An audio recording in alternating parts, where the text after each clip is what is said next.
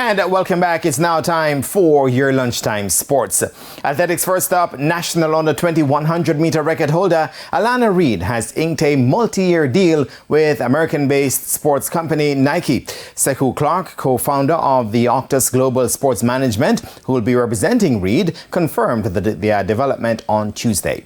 Reid copped the sprint double, including the 100 meters in a new national junior record time of 10.92 seconds to play an integral part in helping to guide Hydel High to their first girls' champs title a few months ago. She was initially expected to take up a scholarship with Oregon State University in the USA this fall, but has had a change of mind following a string of impressive performances this season, including defeating her senior counterparts at J3's All-Comers meet in May.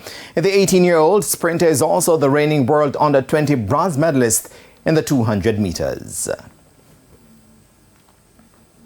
Jamaica's Reggae Boys will know later today who will be the fourth and final team in their group at the CONCACAF Gold Cup when St. Kitts and Nevis do battle with French Guiana in their final preliminary round match. The winner of that contest will advance to face Jamaica, Trinidad and Tobago, and host United States in Group A of the tournament. The Reggae Boys will face the USA in their opening match of the group and the tournament on Saturday at the Soldier Field in Chicago. The Jamaicans will next face Caribbean rivals Trinidad and Tobago on June 28 before they close out their group fixtures against the winner of today's clash between St. Kitts and Nevis and French Guiana in their playoff on July 2. The top two teams from the group will advance to the quarterfinals. The majority of Jamaica's delegation is expected to arrive in Chicago today, and the Reggae Boys' 23-man squad for the tournament was announced on Monday and includes first-time call-ups for Demarai Gray of Everton FC and Joey Latibodier of Swansea City and Kingston College teenage sensation DeJean Richards. Police have dramatically raided the Paris 2024 headquarters just over a year before the start of next summer's Olympic Games. The reason for the raid at the premises in Saint-Denis is not immediately clear, although one newspaper says it was due to suspicions of irregularity on public contracts. According to reports, two searches took place, one at the Paris 2024 Organizing Committee headquarters and one at Solidio, the company responsible for Paris 2024 building works.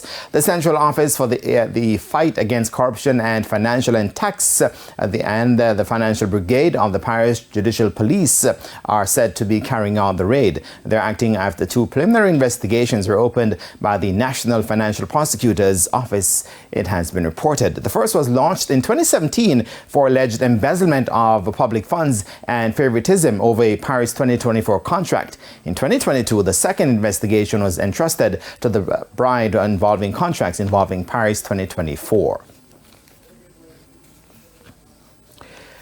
Now, some tennis news. Jeremy Miller was crowned Men's Open champion of the 5-day innovative invitational amateur tennis classic held at the Ligani Club recently. Miller got the better of David Goldsmith 6-2, 3-6, 6-4.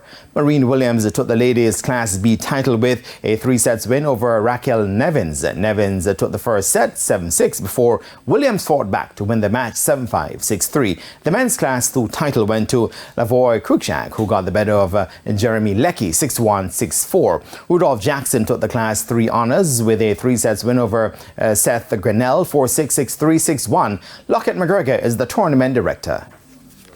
But we haven't had anything for the pros in a long time, and we were able to put together the prize money for a pro tournament, a pro event where we could get the top players come out. You know, Innovative came on board, NCB came on board and make that possible. So we saw some very good tennis. And that's where we leave the courts for now. And I am Jermaine Brown. Shamela, back to you. Thank you, Jermaine. And that's the Midday News. I'm Shamela Pullen. Join us at 7 for Primetime News. On behalf of the news, sports and production teams, good afternoon.